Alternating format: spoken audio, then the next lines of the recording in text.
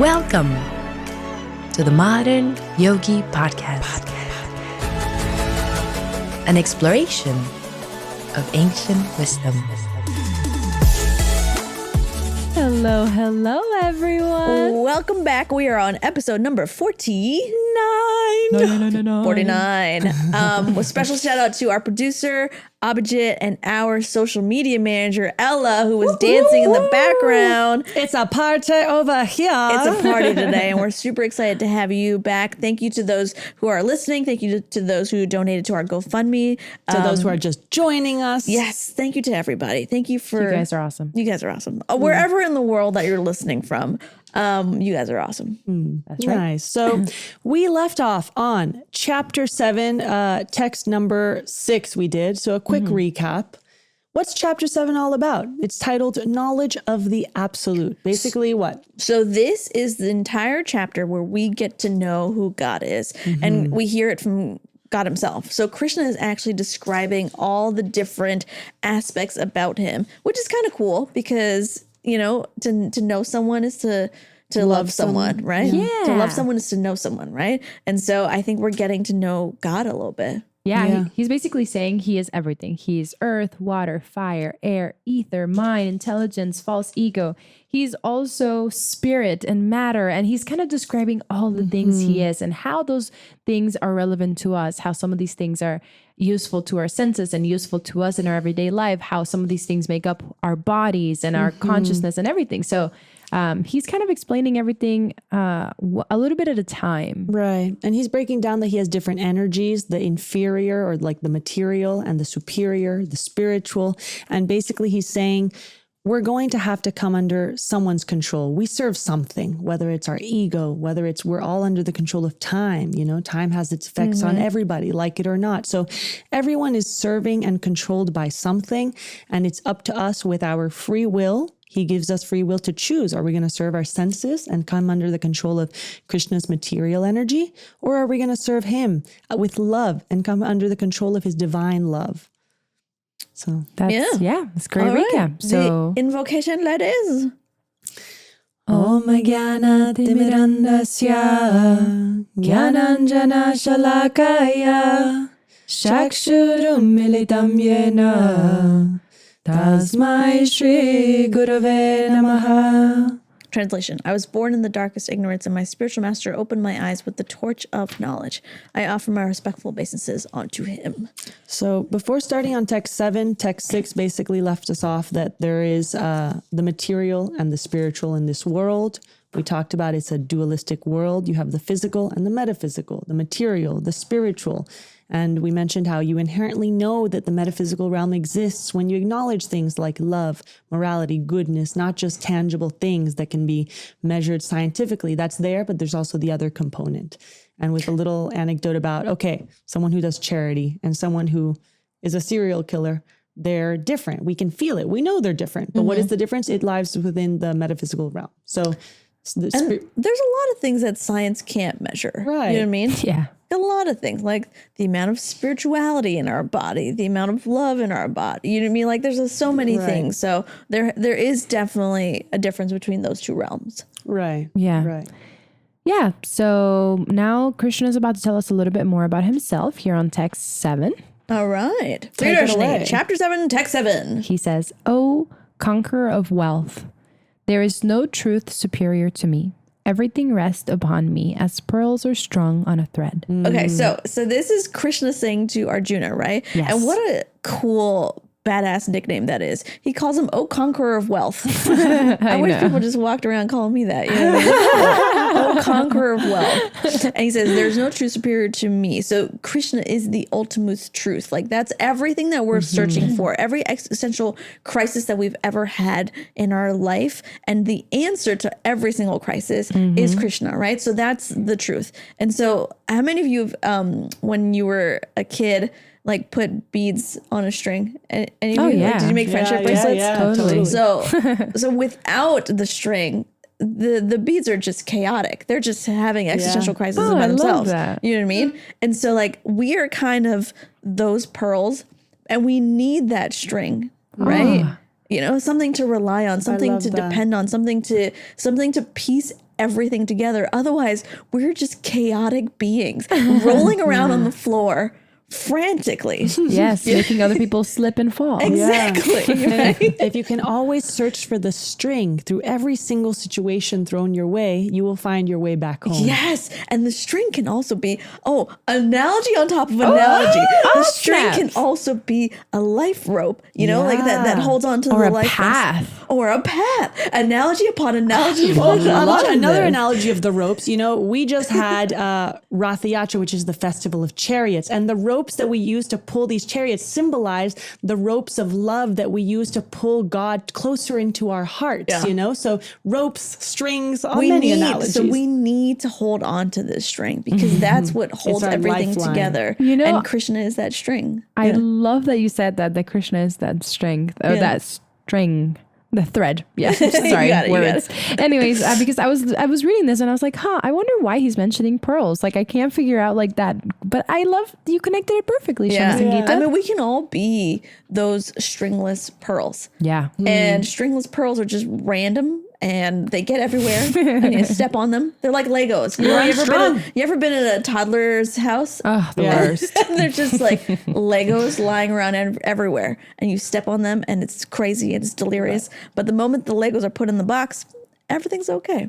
And Krishna's that Lego box. Krishna's the Lego box. And us being pearls who are strung on a thread, it gives way to such a divine consciousness. And that's why there's a line in the purport that says, this verse in particular stresses that the absolute truth or Krishna is a person. So like, why does this verse particularly stress that he's a person? Because many times we wonder, there's a common controversy, is Krishna personal or impersonal? Is he just some energy, some light up there? Or is he really, really a person?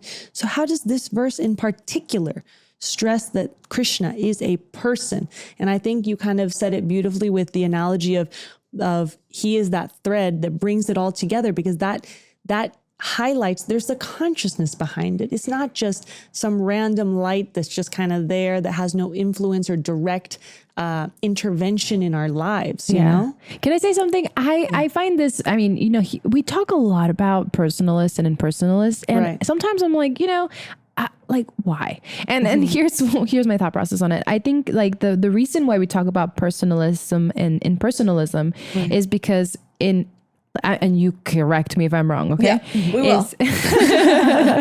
It's because in Hinduism or Indian traditions or Eastern traditions, let's put it like really broad. Eastern philosophy. Eastern philosophy, there are these sort of two opposing belief systems, right? That God is a personal, someone Krishna, someone you love, and then that God is a light, right? And I think that's really interesting and cool and fascinating, but it keeps bringing it up. And I also think about, how about every other religion?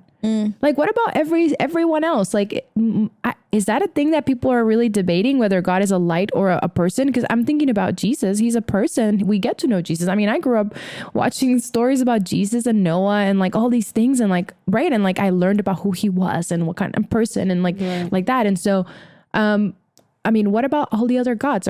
Is this a debate that happens in other philosophies too? Right. And I want to throw it to the Catholic school teacher for a second, because I don't know too much about Christianity, but I've always like figured out, okay, Jesus, but Jesus is the Son of God. So who is God, right? And does God have a form? That was what I was going to say. In the previous episode, we talked about how Bhakti Yoga is so unique because it gives you address, a form, qualities, name, pastime of God, when many other traditions just leave it more like God is mysterious. God is all powerful. And Jesus is the Son of God. So they worship Jesus, the Holy Spirit, and God, but they don't go into too much depth on who is God. Ooh, I have a question. Is the Holy Spirit a light or a more precise personality? We both look at Sean. I think the Holy I know. No idea. I myself want to learn more, but I think the Holy Spirit might be similar to the super soul. So it's like the spiritual presence that permeates everything. So still they don't talk about it too much in the form of the Holy Spirit. Gotcha. But they talk about how may the Holy Spirit guide you.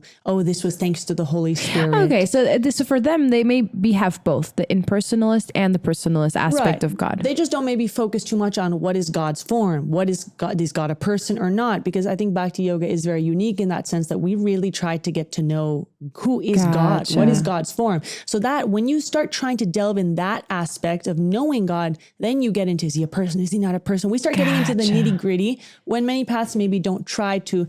So do you think this, I mean, obviously we are talking about Christianity and Catholicism and all of that, because it's like the thing that is the most common in the United States, but I mean, actually probably not the most common. I'm not sure now. Second most. Second most? Yeah. Okay. Something like that, right? But I do want to say, sorry. No, yeah. But I was just wondering, so it might be that I'm trying to understand it from the Bhagavad Gita perspective of why that's always the thought, why it's always about personalism or impersonalism. And I'm wondering if it's like, I personally don't have as much knowledge about every religion or like how they perceive their God, whether it's in a personal or impersonal way. But from what you're speaking, Shamali, it sounds almost as though they do see God in a very impersonal way, where he doesn't have a form, he doesn't have a figure, he doesn't have a particular look. We all might mainstream wise think of God as this white man with a white beard, he's older and like whatever, or Morgan Freeman, depending on what you've seen, right? But I'm just curious, is it the case that outside of bhakti, outside of Krishna, outside of this, that most people have a more impersonal perspective of God? What do you guys think? Just like in terms of like Islam for a second, I know that it's more of impersonalism because there is no form to God, right? Okay. Even people who are like I remember during like even people who are trying to depict Muhammad, like that's like not allowed, right? And even there's no form of Allah, right? Okay. I think it's like this more esoteric effulgent light being, you know what I mean? Whereas like I don't think there is a picture of Allah, you know what I mean? Yeah, and if there's Muslim listeners out there, feel free to correct us if I'm wrong. Please send us a message. We'd love to learn more. Yeah, but it's definitely, that particular religion is definitely more impersonal. Right. Yeah. Because actually depicting some sort of personality is against the religion, because you are confining God into a particular form, and therefore it's defiant. Right. Does that make sense? Fascinating. That is so interesting. Yeah, my mom and dad were raised within Catholic families, and that's something that caught her attention. Like, wow, how can, in the beginning of getting to know bhakti, how can you limit God to this one form? Because many spiritual paths don't even try to go there. But with that said, we've definitely established that bhakti is unique in that sense. We go there, we try to get to know God in a very deep way that maybe many other traditions don't have. But with that said, I do want to say saintly people in any spiritual path, and you see the lives of, I don't know, we've watched different movies on different saintly people in different spiritual traditions. They themselves start having a very personal relationship with God, even if they don't belong to or believe in a text that maybe outlines what God looks like. Like, I forget the name of which saintly woman that they found later on diaries that she would write to God, why I feel so abandoned. Why have you left me? Was it my imagination that I just felt your presence? And she starts having this ongoing conversation with God. And later on, they discovered her diaries and deemed her a saint. So, and that wasn't in bhakti. So maybe, no, but because I think at the end of the day, anyone who wants to have like the most deep like connection to God has to have a personal relationship. And I think that's the point of bhakti yoga. And if you don't mind me just finishing the previous topic, I think what I find really interesting, and I'm so glad we had this conversation, was that every time I thought about personalism or impersonalism, I always just thought about it within Hinduism. And now it's really interesting to think about it more so as in like most or a good chunk of other religions perceive God in a very impersonal way. And here, every time Prabhupada says about, the controversy between impersonal and personal, I'm like, that makes so much sense. The rest of the world. Scale. And that was really helpful for me. So I just kind of wanted to, but. No, that's a good way to reframe it, because it's not just within bhakti, it's within a whole worldwide scale that generally people don't try to get into such a personal way. Even if they see God like, have a loving relationship with God. Okay, who's God? They don't really try to put their focus in that aspect. That's true. Yeah. But so almost to give credit to the saints in all traditions, they end up themselves having a very personal relationship with God. Even if they don't call him by name and know his form, they end up talking to him, communicating with him, because they're saintly elevated souls and their hearts have connected to the personal aspect of God, whether their tradition talks about it or not. Yeah, totally. I remember having this conversation like last month with a Mormon man, actually. Yeah, we were on vacation together, like with a bunch of friends, and like I was so interested in Mormonism because I was like, this is fascinating. There's probably some preconceived notions that we all have, just like people have that about the Hare Krishnas and whatnot, right? So I was like, I want to get to deeper to know exactly what Mormons believe and whatnot. And so he was telling me, and I was like, a lot of Mormonism is very similar to Krishna consciousness, actually, because there's like believing in that relationship with God and whatnot. But one thing that was interesting that he said was he also talked about the Holy Mother. And I was like, oh, so what does the Holy Mother look like? And he's like, no, nobody knows. We don't know. We can't actually define her. We can't put her into like a picture because that would limit her, right? And so like the Holy Mother was more impersonal, but like this relationship with God was more personal, you know? And I mean, I don't know if you know the answer to this because that's a very just curiosity of mine. The Holy Mother, is it the mother of God? I think it was the mother of Jesus. Oh, okay. Yeah. So like the Holy Mother. Mary, kind of. I don't know. That one's a good question. That's Okay, a good, I should ask him. I'm going to ask him. But you know what, Shama, you Maybe make a not. good point that in many traditions, they do get into, especially in their way back when in their more ancient times, they get into more esoteric realms. Even within Christianity, I'm forgetting the exact name, but there's branches of old Christianity that were very esoteric. Some that were vegetarians. They believed in kind of almost these demigod-like beings. They believed in this concept of karma. So almost the line starts blending because, you know, there's been many edited versions of the Bible, and Christianity morphed into maybe something that way back when there was a very esoteric branch of Christianity. More related to each other. 100%. Yeah. Just going back to Mormons for a second, they are so similar to Krishna consciousness because like they don't have tea, coffee, or any sort of intoxicant. They don't drink alcohol. So they're like the more strict Christians, right? And that's why they're a little bit like they're kind of considered a little different. Yeah, considered a little different. But a lot of what they believe in is very, very similar. They don't like to alter their consciousness because it's a direct deterrent to connecting to God, which is very similar to us. And he also mentioned, he's like, you know, we should also be vegetarian. Like it says in the Bible that we should be vegetarian. And I was like, what? And he pointed out a Bible verse that said, one should, like, I'm paraphrasing, so please forgive me, but he said one shall not have meat unless in the times of drought or famine, right? And he's like, technically we all should be vegetarian as well. And I was like, oh my God, he admitted that to me. That was really, really crazy. But they're very, very similar to people practicing bhakti yoga. Amazing. Yeah. We're all kind of the same at the end of the day. You We're know, all different paths to get to the same source. We're striving for kindness and compassion and tolerance and love of God. And that's all every single path is trying to do. And I'm so grateful to Krishna in this text because he really is saying like he's the truth. Like he's showing us for me growing up in Krishna consciousness, I feel like I can see others and understand them better because the philosophy is so clear. Yeah. If that makes sense, right? Because our philosophy is so clear and there's so much to understand, we can see other religions and be like, oh, I get where you're coming from. Oh, 100%. I get what you're trying to do. I see your faith. I understand.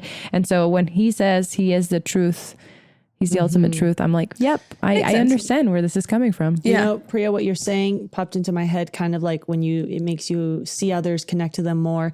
Spirituality is a framework with how to perceive the world. And there's a teacher in our line, Keshav Maharaj, that talks about being a spiritualist doesn't mean you know the most philosophy, doesn't mean you go to the temples the most. It doesn't mean any of those things. It literally means the way you interpret the world and events that happen to you is totally different. Your perception is totally different. And I can choose to perceive it from a standpoint of everything that crosses my path is an opportunity to grow and to connect deeper to my source or not. So it just changes the very fabric of how we see life.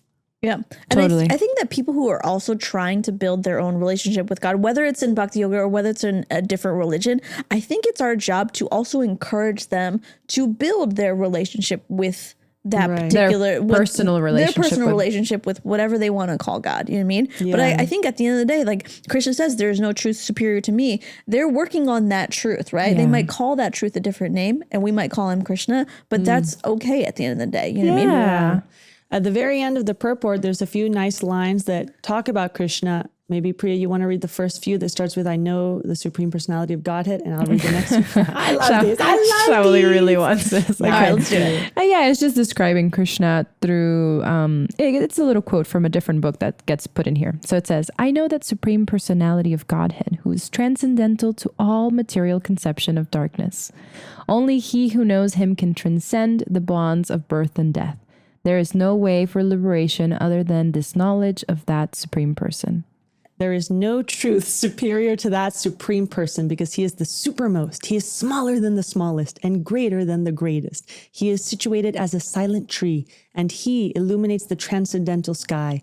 And as a tree spreads its roots, he spreads his extensive energies. Feels a little spoken word a little bit. It's like tree spreads its roots. You know? It's very nice. It's very poetic. Just describing Krishna a little bit more. Cool. Anything else on this verse, ladies? I think we're good. All right. Chapter Text 7, text number 8. Go, Shamasangita. O son of Kunti, I am the taste of water, the light of the sun and the moon, the syllable Om in the Vedic mantras. I am the sound in ether and ability in man. Oh, I love That made me feel this things. text. Yeah. Didn't that It's make you feel a goosebumpsy. little? Yeah. Yeah. You know what Krishna also here is saying, because we were talking before about, is he personal? Is he impersonal? One might think, isn't the sound of ether impersonal? But Krishna's saying, I am everything. I am all the energies. I'm the personal and the impersonal. I'm the taste of water, the light of the sun and the moon. It's just so beautiful because it really explains how the Lord is all pervasive by his diverse material and spiritual energies. Yeah. And so I just want to I want to put a little bit of bookmark here, right? Okay. So chapter 7, text 8, this is where Krishna goes through an entire grocery list of who he is. Okay. Yeah. So for the next whole bunch of verses, we're like, Krishna is just going to be listing exactly who he is. Yeah. So if you ever wondered, he's literally going to give you a notepad and like, check. I'm this, I'm that. From macro to micro. Exactly. So, right. I love it. You mentioned that we started off very macro and now we're going to get into the nitty gritty of like, who is God? Yeah. What is he like? What is his personality like? He's literally giving us a checklist and I love these next set of verses. Yeah. Right. Can I break down the first part of this? So he says, I am the taste of water. Why is he the taste of water? Well, it says here, the taste of water is the active principle of water, right? What is it that we perceive from water, but it's taste, right? Yeah. If someone gives you some other drink and they give you water and you're really thirsty, water is this amazingly satisfying thing, right? That you can't even explain because the taste is almost imperceivable. Yeah. 100%. So he's like, I am that. That is like a really crazy thing that you hardly can explain, but it's so satisfying, so refreshing, so incredible. And you know, when you would take a hike, like when you go on a really long hike for literally, like I remember me and my partner went on a hike in Hawaii and it was literally like 6 hours to the summit. It's your worst nightmare. It literally my worst. If I knew if it was going to be 6 hours, I would not have gone on that hike. You know what I mean? Like 20-minute hike is like my jam. Okay. They trick you into be like, yeah, it's just around the corner. It's just around the corner. It's fine. And then I remember when we got to this, we took multiple breaks, but when we got to the summit, the only thing I wanted was water. And there's nothing that can replace that taste of water. Nothing at all. You know what I mean? It's purity. Yeah. I mean, it's incredible. It's really hard to explain. If someone gave me a Mountain Dew at the top, I'd be like, no, like it's not going to cut it. No, you know what I mean? you. So like, I love that Krishna says that he is the actual taste of water because that's irreplaceable. That's like, we need that. And it also says here, I mean, I'm going to paraphrase, but it basically saying like, imagine if someone gave you salt water, right? That's not good enough because it's not the purest form. And he's saying, I am the purest form, just water, the cleanest possible.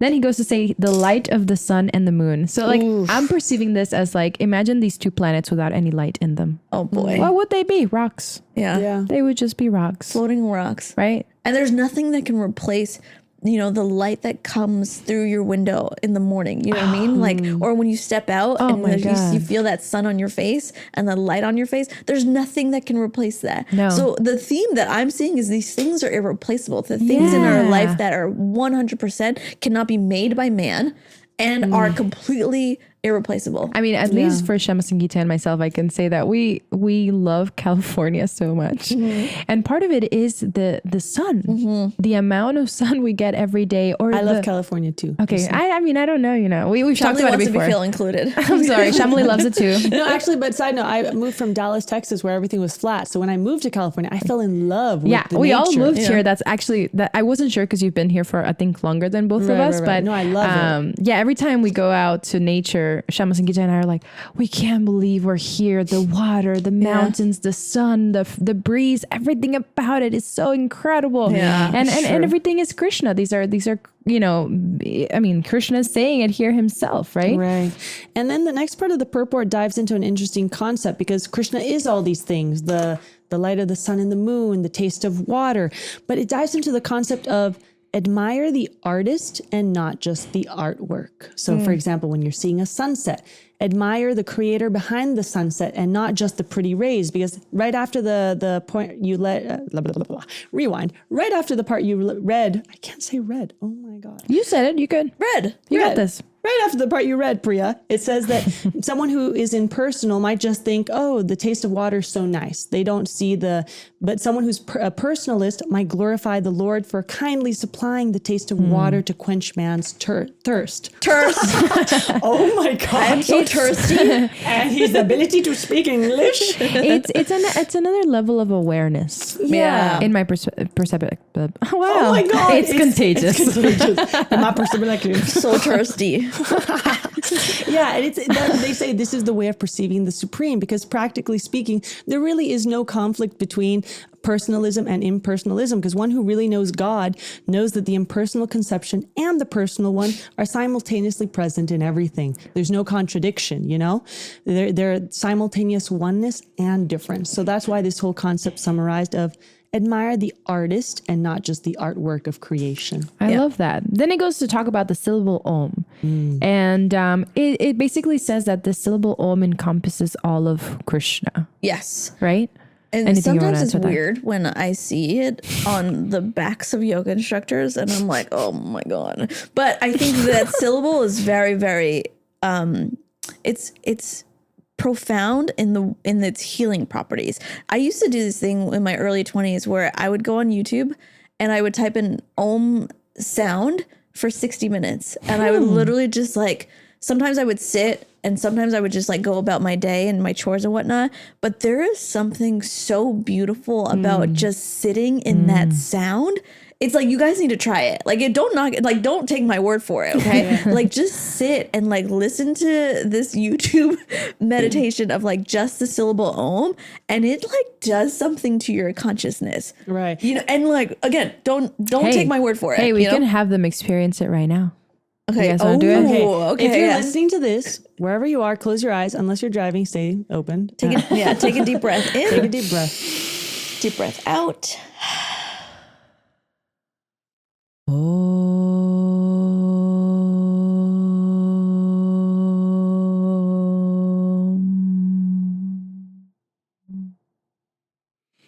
All of us.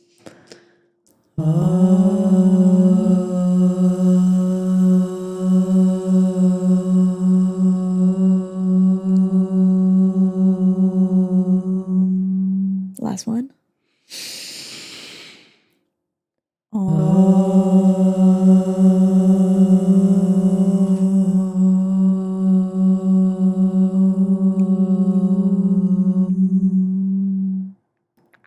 If your world is not shook right now, it's probably because you were driving. Okay. But that sound is so powerful and so incredible. And it's just listen to it on YouTube if you can. If you ever have 10 minutes in your day, it's this, it pierces your consciousness. And it's unexplainable. Right. And I think, Shama, when you said just kind of irks you when you see, maybe not irks, but it's LOL when you see just a yoga teacher have it on their back. Maybe explain that for a second, because it's a little disconnected from the meaning, right? Right. I think to understand the power of that symbol and understanding the power of that sound is very important, especially if you are a yoga teacher, especially if you are not of Indian origin and you're a yoga teacher. I think it's very important. And I don't care that you're a yoga teacher. I think that's wonderful. But I think that sometimes when you take something that is the foundation is spiritual and you make it just material or you make it just physical, you're actually doing a disservice to the people that you're teaching, right? So I think in order for yoga teachers to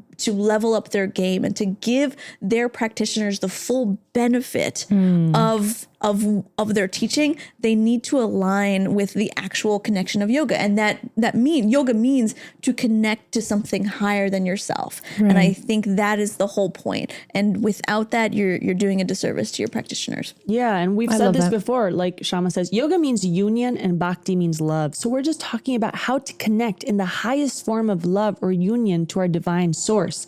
And we've said it before, yoga is so much more than Lululemons and downward dogs. It's part of a whole umbrella of this philosophy that's supposed to prepare you. All of the physical yogas prepare you to digest this philosophy, to connect to our source. Is not just the physical aspect. It's also the intellectual, the emotional, the connection. Yeah. So if you're thinking about getting an Om tattoo on your lower back, please don't. And and if you do have a different part of your body, I've never thought about that, but you're right. Like, what is maybe to some people it has a higher significance to them, but the ideal usage of Om is in saying it. Yeah. It's in a sound the sound. vibration. Yeah. It is in the That's really interesting. It's really good to bring that to people's awareness. Oh, right? 100%. Not yeah. to say that you couldn't have your own meaning. Maybe that's how you first got connected to your bhakti philosophy or your own spiritual practice, whatever it might be. But understanding the fundamental background of these spiritual practices is really useful. 100%. Yeah. I agree. The last line of this purport is a super concise, just boom. Wait, before punchline. you do that, But there's one more line in the verse. Yes, right? we're going to the text a little bit at a time. So it says, I am the sound in ether. And so I looked up ether because I was like, What's an ether? what's an ether? Is that a part of an ear? How can I get one? How can I get one? It's on Amazon. It says it's the clear sky, the upper regions of air beyond the clouds. The upper regions of air beyond the clouds. I love that in both the description of the purest taste of water and in ether, it's like that, almost like it's in its purest, simplest form before you add all of the coverings, the layers. I'm also really curious to understand what it means. What does it mean to be the sound in ether? Because it's like, is it completely peaceful and quiet? Is that what we're referring to? Like, what does it sound like up above in the clouds without disruptance? I love that. I think it's some beautiful, beautiful sound. It reminds me of this cough drop commercial back in the 90s. Okay. She's like, I'm sorry, what? Ether every other day. So this man, in this commercial, it was in the 2000s. So you might be a little bit young for this. Okay, you're not that old. Calm down. Get out of here. So in this commercial, this man walked to the top of a mountain, and all he did was he shouted the name of the cough drop brand, which is Ricola. And I think that's the sound in ether. Okay? Oh my God. I would like to disagree with you. I would like to take back the last 30 seconds of my life because you wasted my life. A little bit. No, just kidding. No, I mean, I'm super curious. I wish I knew more about what that sound is. I'm curious to see it. But I'm imagining it as a peaceful sound. I can almost imagine you're in space. You're in total dissolution. One of those words. Ricola. You're in total isolation, and that sound when there's no sound. So start imagining, what's the sound when there's absolutely no sound around you? That's so cool. That is really cool. Just think about it for a second. The sound when there's no sound. Let's just be quiet for a second. I mean, we still hear sound, but still. Sorry. It's fascinating. We can't really hear it right now. I mean, at least for us with the headphones and everything, we hear a little bit of a noise. We hear humming. You know what similarity there is? Krishna is not a cheap experience to feel. It's hard to perceive him, just like it's hard to really imagine what does ether sound like. What's the purest taste of water taste like? He is the most pure form of everything. Yeah. That's this verse is like blowing my mind all over again. It's so cool. Like I've read it before, but it's really blowing my mind because when you think about each of these things that we just described, they're so essential and so unique and hard to describe how meaningful they are to our lives. And so irreplaceable. Yeah. I mean, the taste of water, the light of the sun and the moon. How amazing does it feel to be under the moon and the stars and just perceive this creation and understand the creator in that way? Like these are incredible, like the most precious things we actually have. And imagine we didn't have those first three. I cannot imagine. When you go under this, the more you learn about creation, or like I took a botany class in college, and the more you dive into the inner workings of a plant, for example. Sorry, you took what and what? A botany class in college. In Texas? No, I had to. No, it's in Santa Monica. You have to take. That makes sense. That makes a lot more sense. That does make more But sense. it's one of the requirements. You have to take one of the sciences with the lab for a certain amount of hours Yeah, to yeah, graduate. yeah. Okay. So I took botany thinking plants. Easy. Cool. No, If anybody not knows easy. Shamali, this makes total sense It's for her. it's accurate. I'm yeah. like, oh yeah, of course you took a botany class in college. It was that, or I don't even remember what else. You had to do a science, but botany ended up being so interesting because you start learning about the inner workings of the plants. And I remember one afternoon riding to the beach, and all the trees were in full bloom. They had these yellow flowers all around. California is known for its vegetation, and you start having these deeper appreciation for like the creation around you. And for so many people, when you start appreciating Krishna's impersonal energy, which is nature around us, you start actually deeply appreciating his personal, magnificent artwork of a creation, him, because how can you think that this was all just randomly combusted? Science might analyze the physical, chemical reactions, but then there has to be something beyond that created, because it's so perfect. And the more you learn about the plants, even what to speak of everything else, it is so intricate. So it's almost a miracle that it's even happening, with how perfectly timed. If one thing goes out of the timing, it doesn't work. Yeah. And Yep. it's amazing when you start learning about it. So Krishna is incredible. Yeah. The way he fabricated in such an in-depth way, such a precise, perfectly timed way, this whole creation. Yeah. Consciousness comes from consciousness. Yeah, and he says here in the last part of this text, he says that he is also the ability in man, and that is a huge And woman. thing. Yes, men and women. Yes, a huge. Krishna is the ability in all of us, Yeah. right? And that, I think that's a really broad thing, because he's the ability for us to perceive, to appreciate, to understand, to have an ability, like the ability to do. It's. I mean, again, another hard thing to describe, but an incredible thing that he's giving to us. You know, I have a personal connection with this ability in man part of the text, because I've mentioned before, I used to be a competitive ice skater. It would be very high pressure, because years of training boils down to 3 minutes on the ice, and I'd get very nervous, and my mom would talk to me about the teachings from the Bhagavad Gita to kind of control my nerves. And I've mentioned before in different episodes that, right, just like Arjuna wanted to run to the forest, Krishna said, no, do your duty. Life is just like a stage. It's all already happened. So be detached from the results, let go of the outcome, and just perform. So that's what I would try to apply similarly with ice skating. And my mom would quote this: Krishna is the ability in man. So the ability that you're going to be able to go out there and perform, that's Krishna. So deeply pray to Krishna. It was in a very prayerful mood that I would try to approach him and be like, okay, please, Krishna, you are the ability in man. Please help me now do my performance like I've trained, and let the muscle memory kick in. Yeah, even you having the amazing talent to even be considered for the Olympics, that's so beautiful. And I love that you can recognize that that's not you, that's Krishna, Right. like skating through you. You know what I mean? That's an important point that you just highlighted, that recognizing that all of our abilities come from Krishna, because all of a sudden when we recognize it, we can then also use it in service. Because what's the use of me being, we talked about Shama, we like to connect through speaking to people about it, or Priya, you like kirtan. What's the use of having the best voice or the best charismatic personality to connect with people if you're not going to use that in service? So step one is great if you can recognize what are your God-given talents. We all have different unique talents. And then a step further, how can I use that to give back in service, to make the world a better place?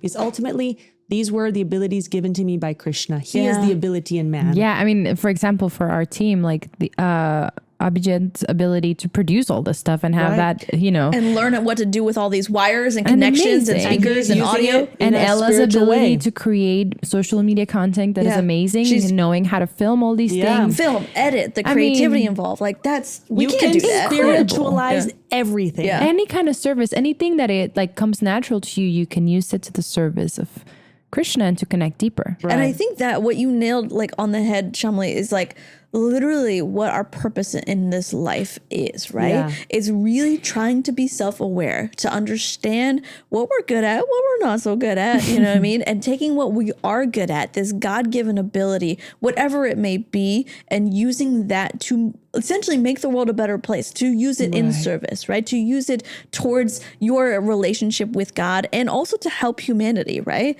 Like if you're ever at a place in the crossroads in your life where you're like, what am I supposed to do here? If you come back to that and understanding your ability and using it in service, like that's the name of the game here. Yeah, definitely. So that kind of wraps up text 8 in terms of the actual text. Yeah. Is- Is there anything you wanted to add to that, The Shamali? very last line, super concise. I loved it. It says, knowledge of Krishna is liberation and ignorance of him is bondage. So maybe we could say that for a second. What does that mean to you? Because that's a very synthesized way to say it. Like it almost might sound harsh, but knowledge of him, then we're truly free. And we have the free will to decide what are we going to engage our senses in.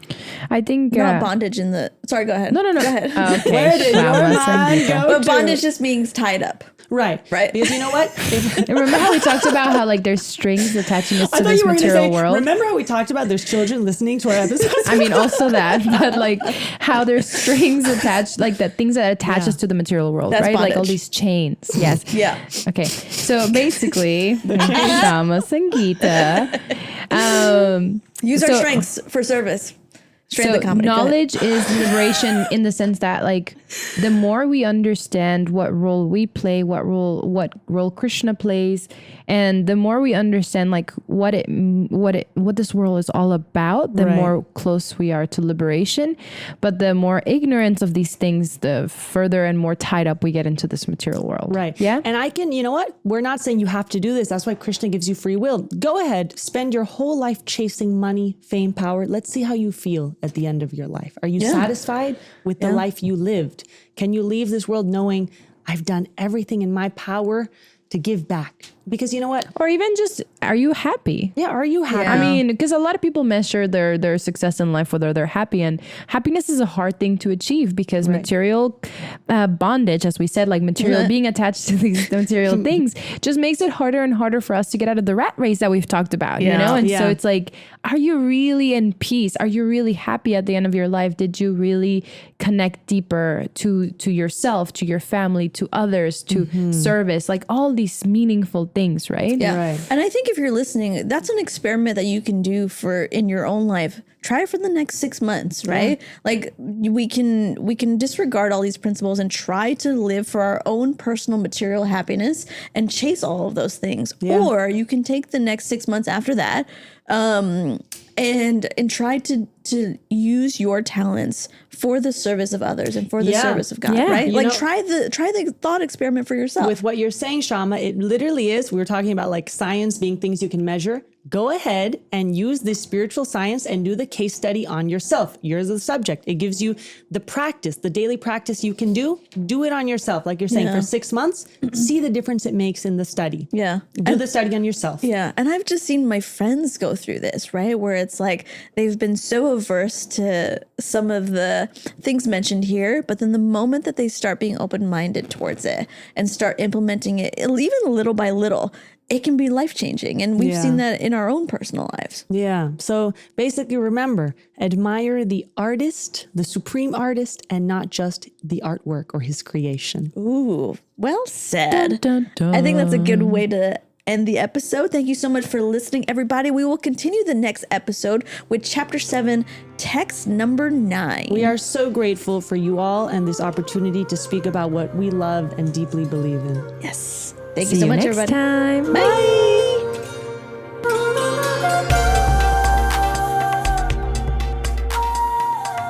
Hello, beautiful souls. If you like what you're hearing, please follow us on Instagram at Modern Yogi Podcast. And if you love what you're hearing, please make sure to share a link to our podcast at Modern Yogi Podcast with all your friends, families, and long-lost cousins. And if you have any questions at all, send us a DM on Instagram at Modern Yogi Podcast, and we'll be sure to get back to you. Thank you for listening to The Modern Yogi.